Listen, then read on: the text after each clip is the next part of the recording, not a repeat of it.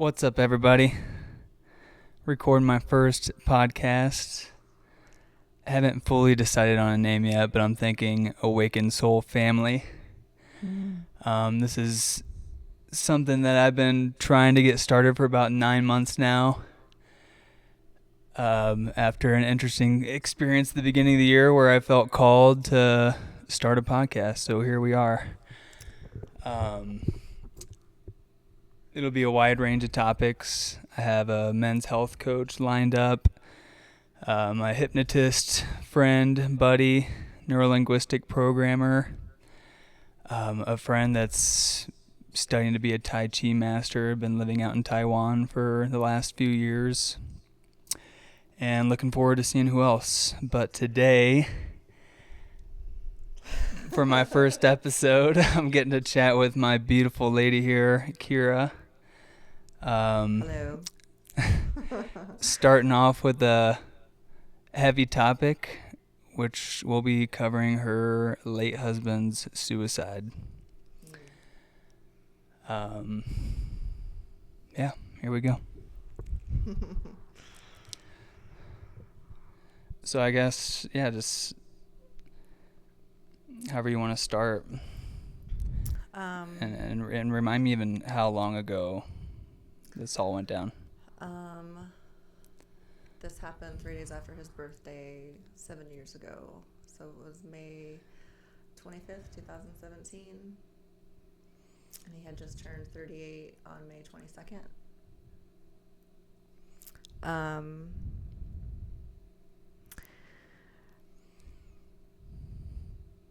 I have some bullet points that I want to cover.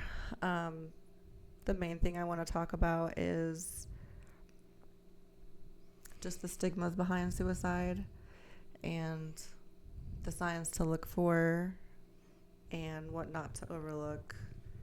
And I think the biggest point of all is that we do the best that we can, but that it's never your fault, because the guilt that follows is so heavy, and it's definitely one of the hardest things to heal from any death.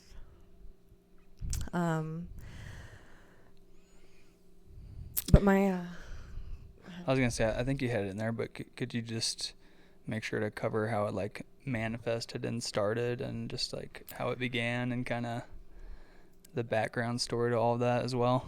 Yeah, so Joey had been with Austin Fire Department for coming up on 13 years, and the year before his death, he had been studying a lot for promotion.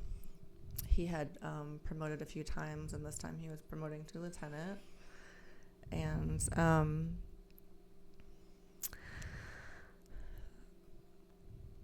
for me at the time, it felt like it was almost like an overnight thing, where it felt like we lost him in one moment. But in hindsight, looking back, I was able to kind of pinpoint where we started losing him. Sorry, this is hard.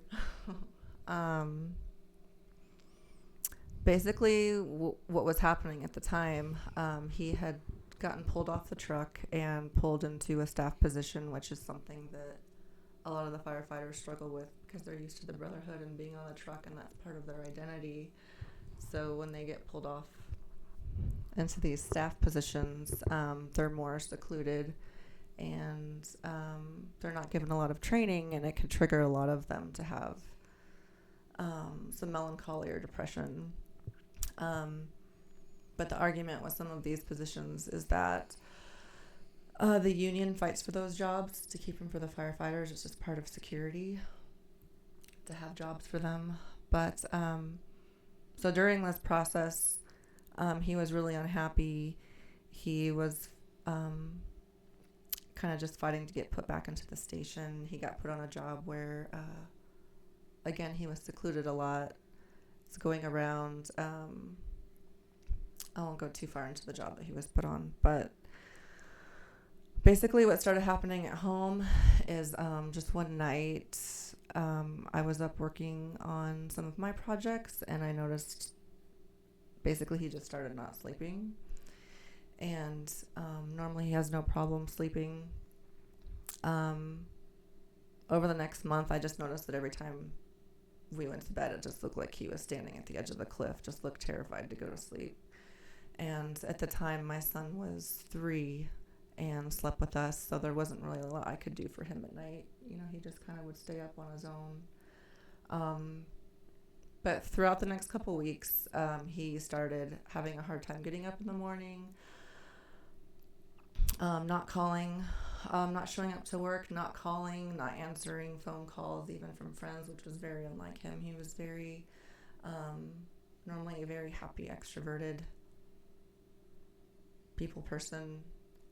Loved his job, like best work ethic that anyone had ever seen. And but basically, one day, for me, the whole process of him being sick seemed about 3 months. But basically, one day I woke up, and he was trying to go to work, and like he kissed me on the head and then just started sobbing, and I just knew right away something was wrong. So I told him to go call his sister, who had been helping him, you know, through these episodes that he was having that I really hadn't quite learned about yet. And, you know, anytime I left the bed, my son would wake up. So I was trying to keep him comforted. By the time I got out to the kitchen, this was around 6 a.m., just Joey was having like full-on panic attack, just saying, this is it, this is over. My sister-in-law, who was on the phone with him at the time, she was also about 30 weeks pregnant. But she could tell something was wrong, so her and my brother-in-law got tickets to fly out right away that day. There's a lot that goes into this, but basically just that day he was just gone. Within the next hour, I like followed him outside. He was looking at the roof, trying to figure out a way to end his life, like making it look like an accident so that me and my son would get, you know, the money from life insurance. And just by this point, I called my brother-in-law back before their flight, and he just had to go ahead and call 911, which I did. And my husband worked for Austin Fire Department, but we lived in the suburbs, so Round Rock Fire Department showed up, so no one knew him. They didn't have a baseline to go off of, and so he was able to put on an act. Everyone was pretty convinced that he'd be fine, but they still got us on the phone with a psychologist. We went to a facility later where we could actually see like a psychiatrist on screen so that they could like give him some medication to help him sleep, because they figured all he just needs to sleep, because, you know, for the last month he hadn't been sleeping at all. But basically after this day, like the next this day was March 1st, and the next 3 months was basically, you know, my sister-in-law came out. We had friends coming out. We promised him we weren't going to send him to inpatient, because basically my sister-in-law got him on FMLA. So he was at home trying to heal. We were going through doctor after doctor, just trying to find help. Ultimately, there was a facility pretty close that it took some convincing. It took him some time alone in a room with him to see that something really was wrong. They finally took him as inpatient for about 10 days, got him on some pretty decent medication, got him sleeping. But the worst thing about those places is they're really enforce privacy acts on people's mental health. So my husband, who actually couldn't speak, they were trying to protect his privacy. So there was they just really didn't give a shit about what I had to say or making me feel better. I was usually in tears because they were just upset with me, just not really explaining things very well to me. Like the mental health field, it's very hard to find help. They just don't have enough people. But after the 10 days, they sent him home, and I don't know how I really got through the next 2 months by myself. He went off and on with speaking through with the Austin Fire Department's psychologist. The whole thing was really a mess. They didn't really know why he had taken the time off, and so throughout this whole 3-month process, I was talking with him, like, it's okay if you don't want to be a firefighter anymore. Like, if this is too, triggering, like, we'll support whatever decision. But ultimately, he decided to go back to work, which I don't think that we were going to get him back either way, but you can't go back and heal in the place that hurt you. And so once he tried going back to work and getting all of these approvals by doctors that, he was fit to work. Can you explain a little more? Like, we've talked about it privately or together, but he was taken off the truck for whatever reason, and you kind of explained it as an identity crisis. Right. So I'm just curious if you could go into a little more on that, and just how you think that impacted him and kind of caused all this.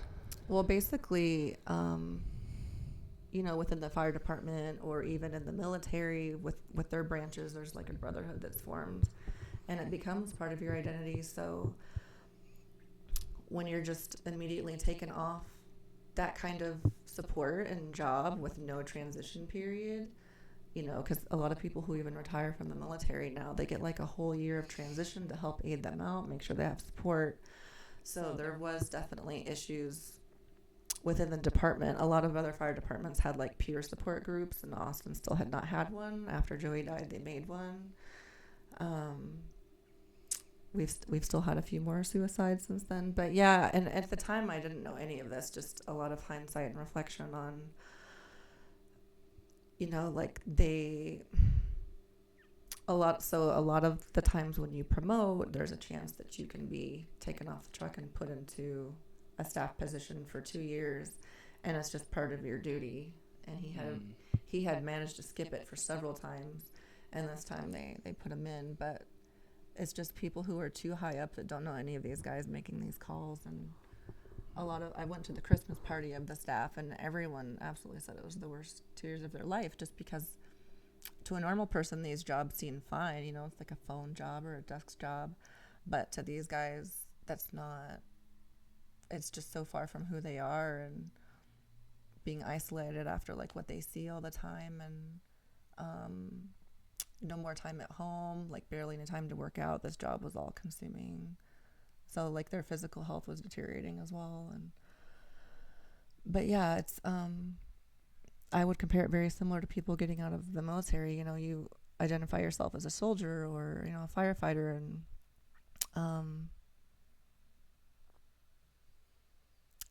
it's very triggering. So I think for Joey, he was I think something had been coming for a couple years up until then. He was very type A, very busy, and I think when he was forced to be alone and have more time to think, a lot of things were catching up to him, especially, like from childhood, and taking on the role as caregiver and people pleaser at a very young age, experiencing some abuse as a child. And so it just made him kind of the perfect storm, and then someone like that going into a profession that's a first responder, they're always more at risk when you're more empathetic and have a background like he does. So, but yeah, there was a lot to his last year, and the last 3 months of his life were, we just didn't realize how little time we had. I would have really tried to do way more. I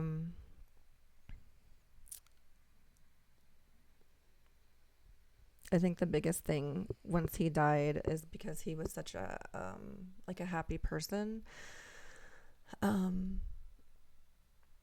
He had such a big community that loved him that it really raised eyebrows of the normal stigmas around suicide. Normally, you think of people who commit suicide as selfish, having been depressed for years, which he was probably very well at hiding.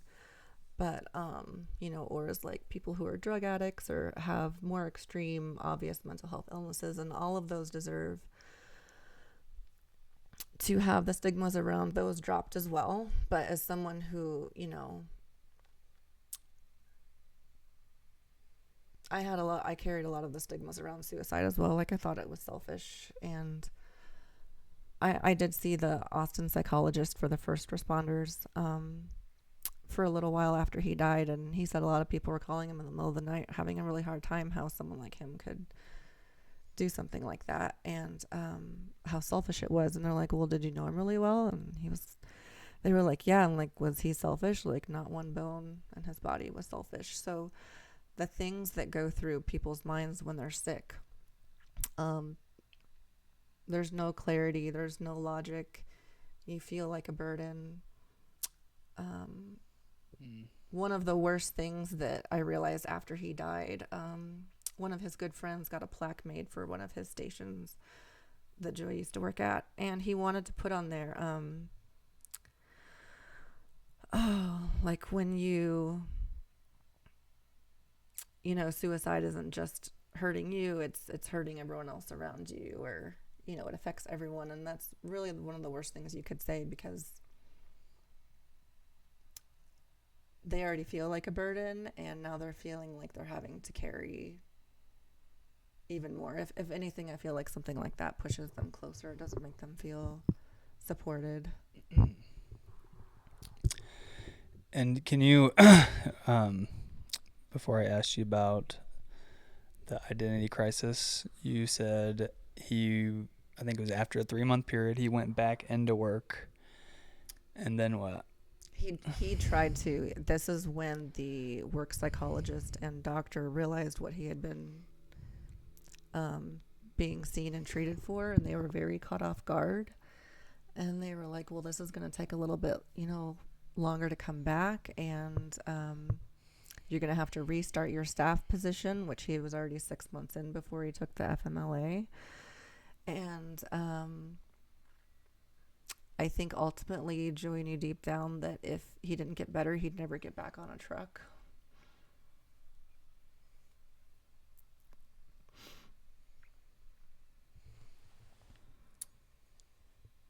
And that day that he was at the doctor's office, it's this big facility. A bunch of the guys that he did know were there getting some of their physicals done. And some of them walked by him, and, the whole kind of like brotherly shove, like, hey, how's it going? And Joey had developed extreme social anxiety. He kind of freaked out, and Joey came home and told me that day that his friend that kind of shoved him, kind of looked at him, and he just knew he wasn't okay. And I talked to this friend after he died, and he's like, yeah, I could tell something wasn't right. Like, I went in and I was like, Joey's not, something's pretty wrong. And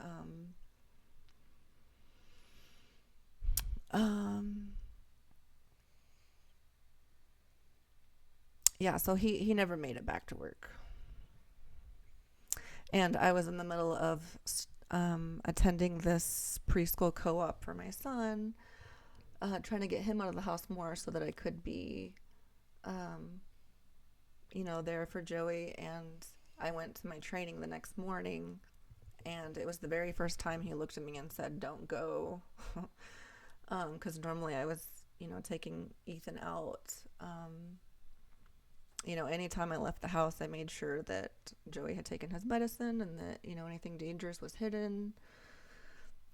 But yeah, this was the first time he actually asked me, like, I don't want you to go. And I didn't know what to do, so I left. And normally I called him every hour to make sure he was doing all right, that he was eating. Because during this whole time that he was sick, he had lost weight and muscle tone. He really couldn't. Once he got on the proper medication when he was in-house, this was all better. He could finally sleep. He could eat more. But once he woke up, it was just a nightmare until he went back to sleep. But yeah, it was usually constant panic attacks unless he was on a a certain medication, and I usually had to scream at him to even take them, kind of like a 2-year-old trying to take their medicine. But the whole time he always did what I asked, because it was like he was a scared little boy. So you took Ethan to this daycare thing, and then I messaged him about an hour later, saying they gave me the wrong location. I'm going back to this location today, and he said, "Okay, love you." And that was about 11 a.m. and texted him at 12. Actually, this was around 11:30. Texted him probably around 1. No answer.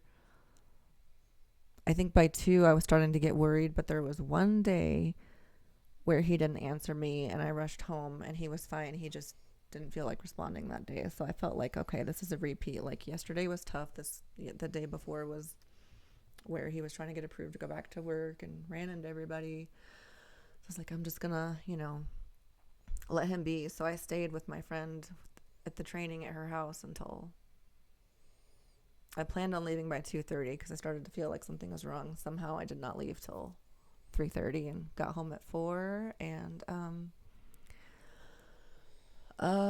coincidentally, my mom got there at the same time, and she knew I was worried that Joey, she got off work early that day to go to an appointment. But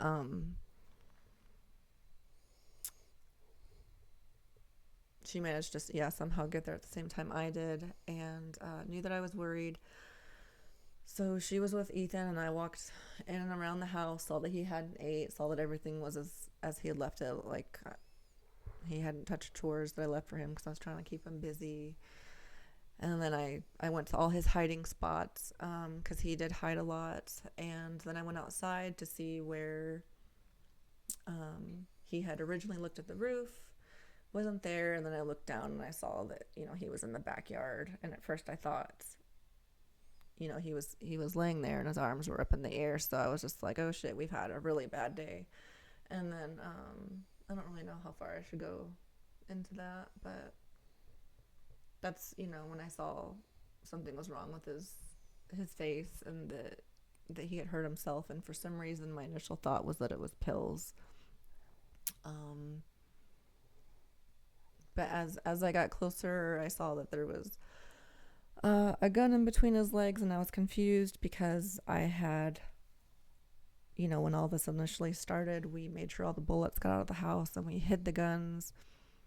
But then I remember I had put one of them back in the safe, but I never would have done that if I thought that there were still bullets possibly being hidden. So ultimately, he found a weapon that I had left in the house, and I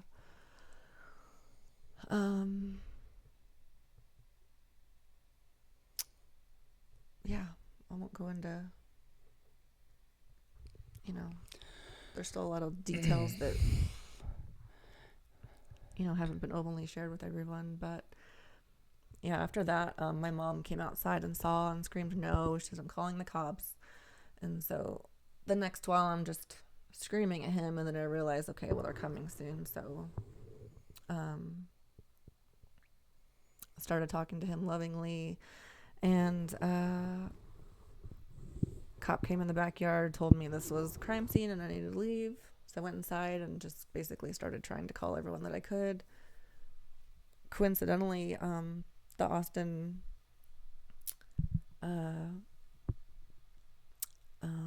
first responder psychologist happened to call me, and told him what happened, and he just sent everyone that he could.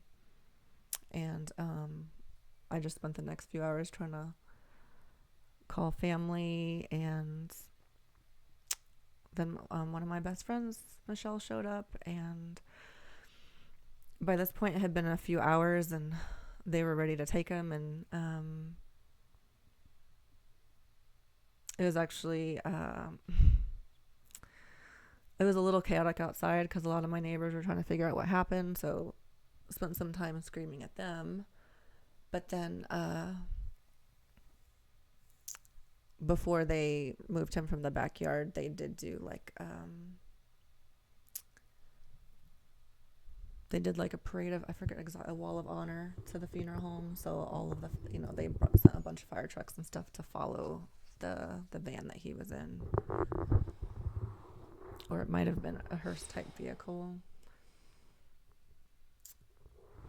There's a lot more to I'm this curious story, how it was for you, although it was, this lasted over about 3 months, the whole thing?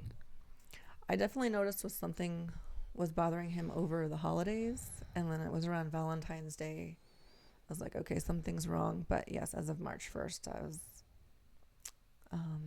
I'd say Okay. 3 to 6 months. 3 to 6 months. Yeah, the last 3 months where he was definitely already gone. So mentally. I'm curious if you could just touch on how it was for you raising a 3-year-old, kind of having to raise another, who you described as a little boy, Yeah. scared. Yeah. It felt like March 1st I became like a married mother of one to just a single mom of two overnight. Yeah, and there's a lot around, the year leading up to his passing and the day of his death, but it took me like weeks and months to really figure out what had happened to him. I didn't realize that, like, I knew he was sick, but I fully believed that he was going to use this to like propel forward in life, and he was already this incredible human, and somehow he was going to be even more kind and compassionate, and but he didn't. Like, it killed him. He had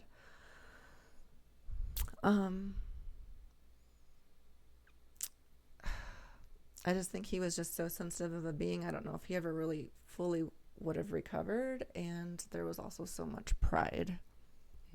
That he was such a perfectionist. I didn't really know how that perfectionism could be such a disease, and how far and deep it could go in some people.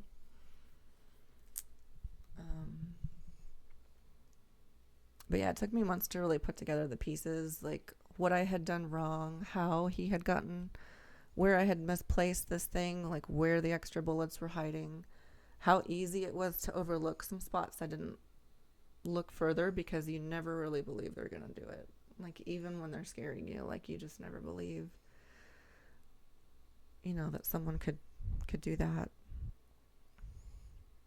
But the biggest things that I've really come to gather over the years, I got to know a lot of widows. I got to know a lot of fire widows. And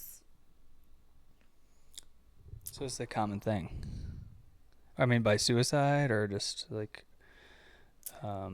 mishaps on the job? Very common.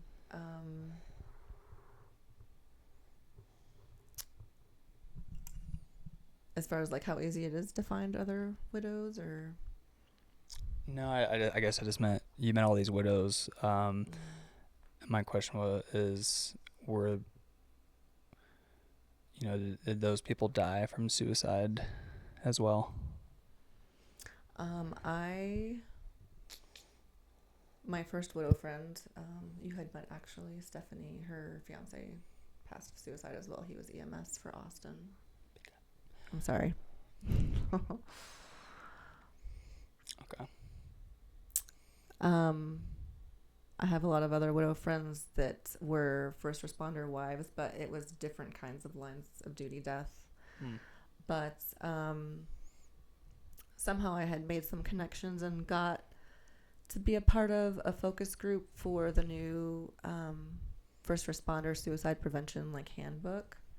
And so they were putting together all of the normal ABC guidelines, but they wanted to put some personal stories in there to really help kind of bring it home a little bit more, that this could happen to anybody.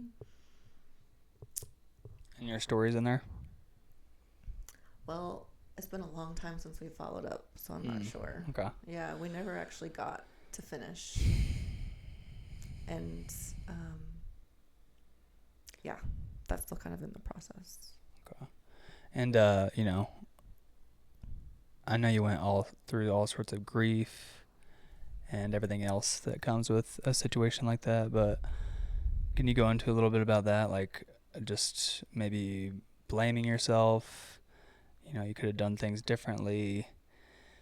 And I think we both believe that everything happens for a reason slash as it's supposed to, but just, you know, it's hard to get to that point without digesting everything. And just curious how that was for you. And Like the process of grief after he passed. yeah, grieving and blaming and maybe Mhm. regretting. Just if you have anything to touch on with that. The one thing I have a couple things to touch on with that. The first thing I was able to relate to was people who are caregivers of loved ones that are dying from cancer or any kind of other debilitating disease, because it had only been, again, 3 to 6 months where Joey wasn't acting like himself. And after he died, I actually couldn't remember him happy. So whenever I would see pictures and video, it felt like a completely different life, because this is the interesting part. After he died, like, I didn't even really start grieving for the first 2 months because my body was trying to heal from just being a caregiver. So it took a lot of time, probably 2 months, to really process what had happened. Initially there's relief, like, okay, he's not suffering anymore and I'm getting a break. And then it finally hits you like, oh shit, like, this is permanent and I don't have any more chances. And then that's when once I kind of put the pieces together and got the autopsy report and find out what really happened, and talked to the detective a little bit who was there that day. That's just in the middle of the night. It just kind of hit me. Wasn't sleeping one night, that it was all of my fault. Everyone would say, well, it's not your fault. He still would have found a way to do this. I'm like, but it was my mistake that I left the gun in the house and wasn't more careful. I would have never have purposely done that. Like, well, maybe if I hadn't done that, he would have found another way that was, more painful and drug out. So maybe this was a good mistake. But yeah, I had to work with my psychologist for several months. I think I had kind of developed what was called traumatic grief. I bought a book on that and started practicing like the mindfulness exercises. But ultimately, anytime that the grief and guilt took over, I would just look up articles or call my psychologist to remind me that these things are so complex. You could be with them 24/7, and the moment you get up to go to the bathroom, if they want to go, they use that opportunity to find a way. And I feel like a lot of them just know that it's their time, especially when things go too far. And so that's why, like, prevention is, it starts with your kids. It starts when you're so young. I know I got off the grief part there. The guilt is all encompassing, and every year, it's been 7 years. Every year, get a little bit better, and I think having just the right support, because unfortunately there are family members out there who can blame you. Not everyone has the kind of support that I had.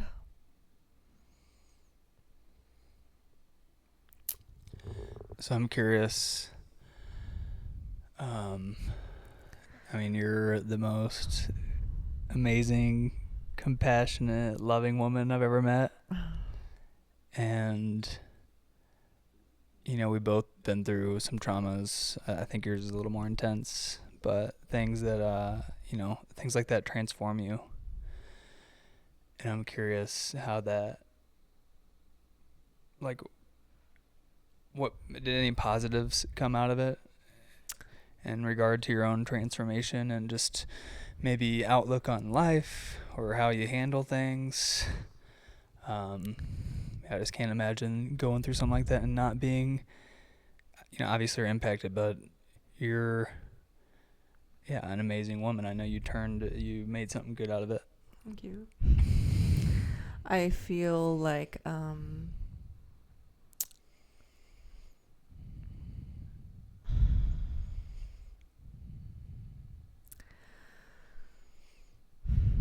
I feel like when something like that happens to you,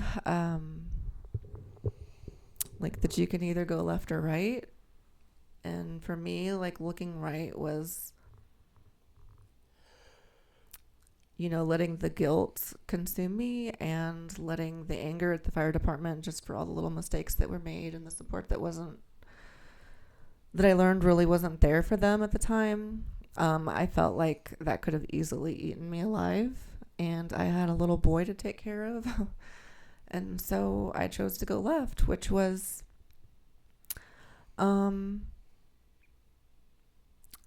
just surviving and fighting through those first couple years that I know are going to be awful.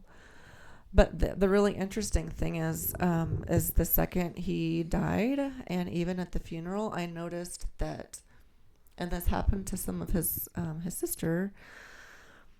I felt like I almost kind of, sounds funny to say, but like became parts of Joey almost immediately. Like I had more calmness, more kindness, more compassion. He was the most kindest person you would ever meet, to a fault, because, you know, he didn't have those boundaries. He didn't always stick up for himself. He hated confrontation. Picked up his type A. I did pick up his type A, which is a lot more relaxed now. Yeah, it's really interesting how, even without thinking about it, you can kind of become the best parts of the person that you lost. And ultimately, I think that's what you want to do. That's how they want to be remembered, is by the best things about them and not what took them down.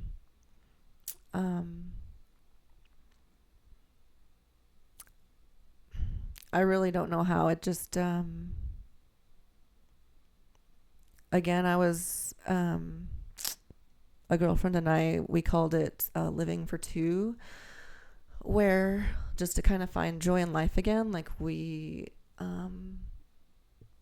any little things that we were doing, like we just, it felt like that they were always there with us, and that it was really hard because it felt like that just they were missing out on all of these experiences. And so I felt like I had to hold space for like two people for a while in new experiences, like watching my son, you know, try to learn how to ride a bike, or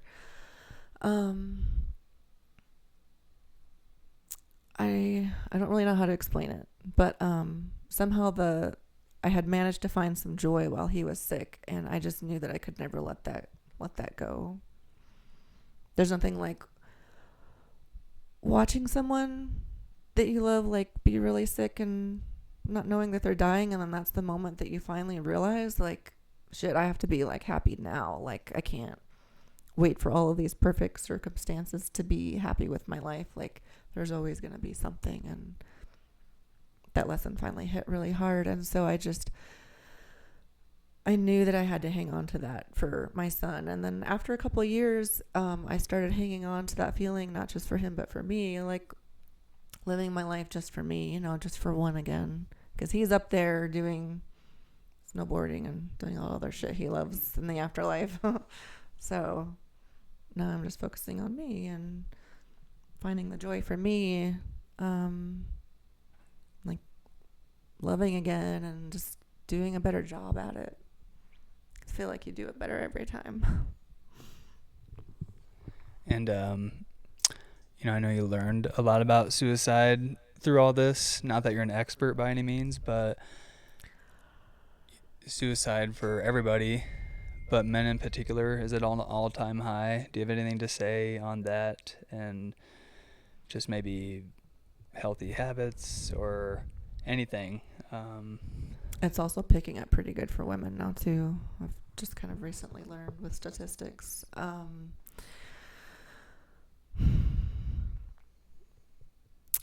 I think that it's at an all-time high because of the kind of pressures that are on little boys and men to always, this was where it kind of all started, where little boys aren't allowed to cry and they're told to man up and they're told to suck it up, and They can't be soft when all of those things are such an important part of masculinity and being healthy. And so a lot of that support is missing within families and also with, careers and all kinds of occupations. And first responders, again, are more at risk when, two people can go through the same experience and it could affect one way more than it could the other because of their personality type being caregiver, people pleaser, whereas the other person probably learned how to set better boundaries. They know how to speak up and ask for help. That was the one thing Joey didn't know how to do. He physically couldn't, he couldn't speak. He could never say the words of what was wrong.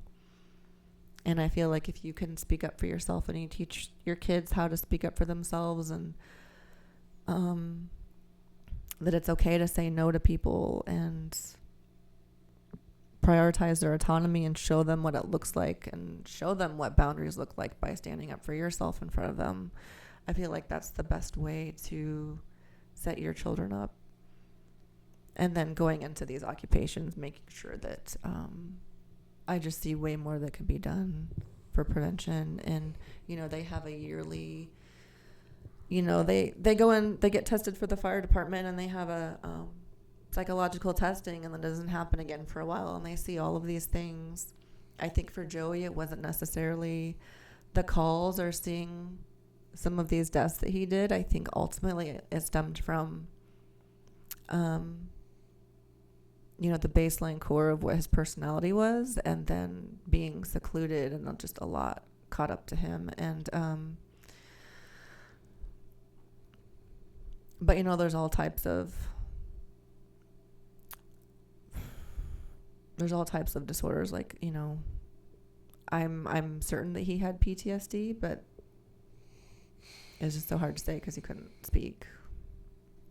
Yeah, and I just wanted to say, there was a long period where I had a hard time being vulnerable and like sharing what I was struggling with, just trying to hold on to that pride and fearful of, trying to put the facade of looking good, and just the weight of all that. And it wasn't necessarily going to lead to suicide by any means, but still just the weight of holding things in versus now where I'm more skilled to like pretty quickly share my thoughts and concerns, and I have a lot of support and people to do that with. Mm-hmm. But I know a lot of people are holding a lot in, and it's a lot to carry around on a daily basis and act like everything's okay, and you're not, and it's a lot. Yeah. This is one thing the psychologist in Austin said. We were kind of talking about it, and he was measuring people by he compared people to containers. Like how much resilience they get to practice in their life ultimately determines kind of some outcomes when something big happens in their life. Like he compared Joey to a water tower. Like Joey had a very big threshold on how much he could handle without ever getting stressed. So you just keep filling this water tower, and eventually it gets so full and it can't hold. So what does it do? It comes crashing down because there was never any practice on how to get back up. Whereas me, I'm like a little thimble and I fall over all the time. This is just the metaphor he used. And so I have practice of getting back up and relearning. And some people, it was just the best way he could explain it to me. So I don't know how it could have been any differently, but just,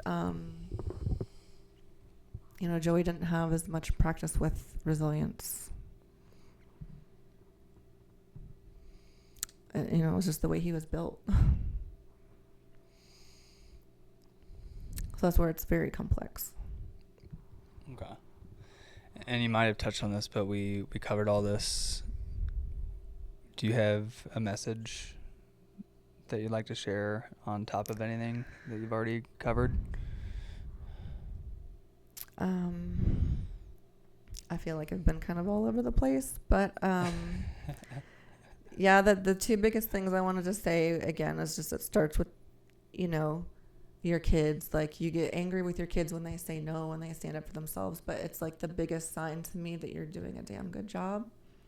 And because when kids are scared and they're already learning to survive by staying quiet and people pleasing, you're not setting them up. You know, you want them to have a little bit of like spice to them. And then the other thing that's gotten really hard over the years is a lot of people say, you know, check on your strong friends, or, you know, call your strong friends. And it doesn't mean that your other friends are weak. It's so important to check in with everybody, but the first person that you should be checking in on is yourself before you pick up the phone to call anybody. Like, be really truthful with where you are, and you know, where, if you need help. And I've met some people who were called to be a part of an organization that was helping people with, you know, anxiety or depression, mental health disorders, suicide ideations, only to find out that they were also suffering, you know, called to go help, and then kind of finally realized, like, oh shit, I need the help too, and we're able to seek that, and are seeking that. But it's just so much more complex than picking up the phone, because some people won't, some people don't want the help, and that doesn't mean that all these resources that we need aren't important, because a lot of people will use them. But there's going to be some people who are really stubborn, and if someone refuses the help, there's not always something that you can do. So that's the biggest thing. Before you pick up the phone to check on anyone, check in on yourself first. And that's it. Cool. Okay. That's great. And we were talking about having another podcast to talk about another topic, but just to wrap it up, what has life been like after everything?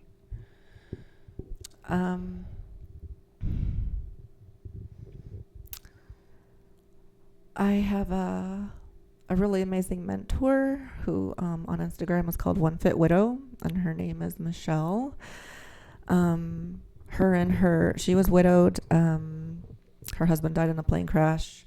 She remarried pretty soon after meeting someone who his best friend died in a plane crash, and they were able to like comfort each other, and they had like this crazy love for each other. And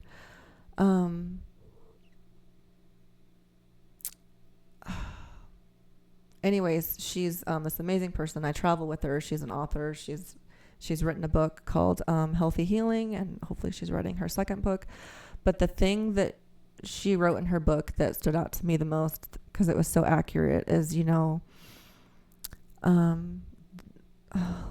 losing someone that you thought you couldn't live without is hard, because you really learn that you can. But just, it gives you, if you have an open mind and an open heart, it gives you so many gifts. The gratitude in your life is supremely high, and you just don't take anything or anyone for granted. And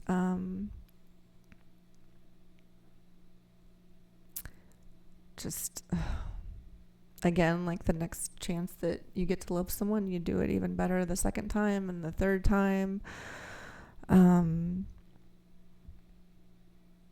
You know, I got to see Joey after he passed, and as angry as I was at him, and I was screaming up to the heavens how mad I was, in that moment I realized, like, he's not in there anymore. Like, we really are just like vessels, and like, we worry so much about our fucking bodies and like our weight and our hair, and like, it kind of sucks, because that lesson isn't as strong as it used to be. But it just made me really realize that just our bodies are so temporary, and a lot of the shit that we worry about is just so not important. And it just never hit me harder than when I saw him gone. So that was really beautiful too.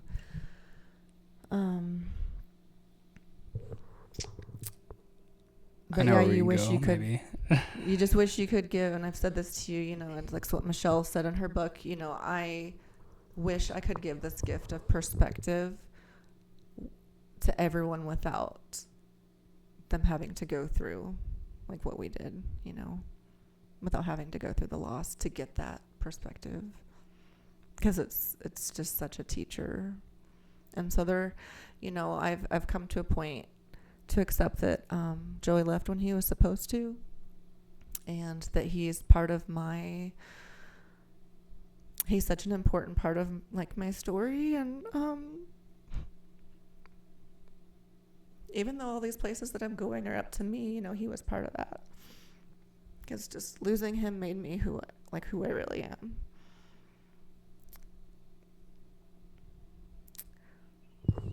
A better version of what I used to be. A little bit less stubborn.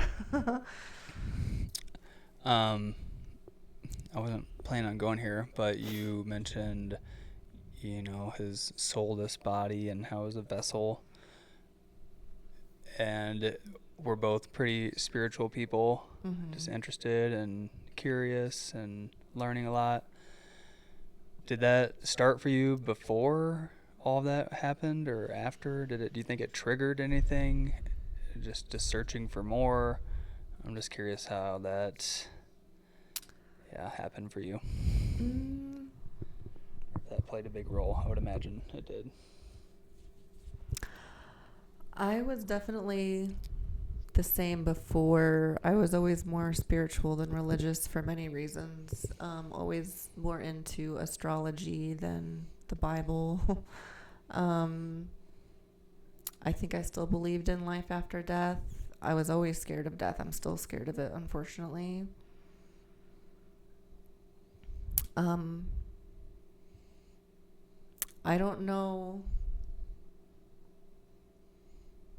if I'm searching for the answers as much as you are, or like... I know you're not.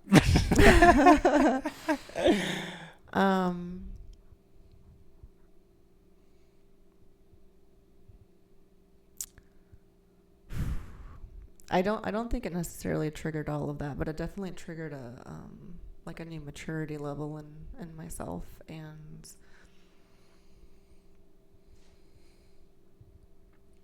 I think the only reason why I am into it more is just to learn how to love people better, just to make the most of what we have here.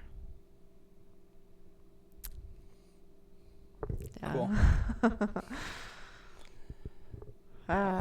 Anything else? I don't think so. Okay. Well, thank you. You're welcome. I love you dearly. I love you too.